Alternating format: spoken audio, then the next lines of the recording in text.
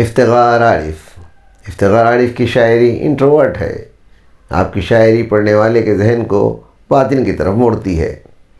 آپ کے بارے میں یہ نہ سمجھا جائے کہ آپ باطنی کیفیت کے شاعر ہیں۔ حقیقت یہ ہے کہ آپ کی شاعری باطنی قوت سے خارج کو روشن کرنے کا جذبہ رکھتی ہے۔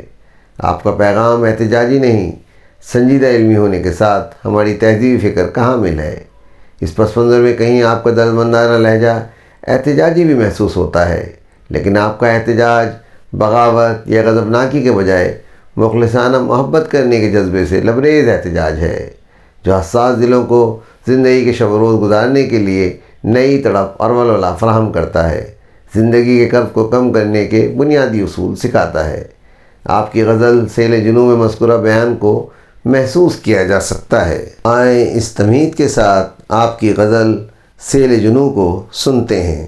سیل جنوں ساحل کی جانب آتا ہے، سیل جنوں ساحل کی جانب آتا ہے، خواب شب تاریک پہ غالب آتا ہے۔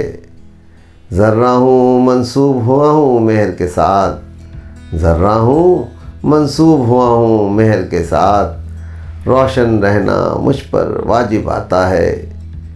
دل کی تباہی کے چھوٹے سے قصے میں، دل کی تباہی کے چھوٹے سے قصے میں، ذکر ہزار اطراف و جوانب آتا ہے، ذکر ہزار اطراف و جوانب آتا ہے۔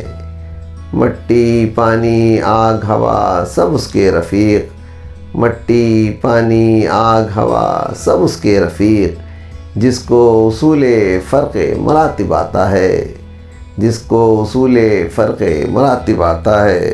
دل روئے اور گریے کی توفیق نہ ہو، دل روئے اور گریے کی توفیق نہ ہو، ایسا وقت بھی عارف صاحب آتا ہے، ایسا وقت بھی عارف صاحب آتا ہے۔ شاعر افتخار عارف، آواز سراج الدین۔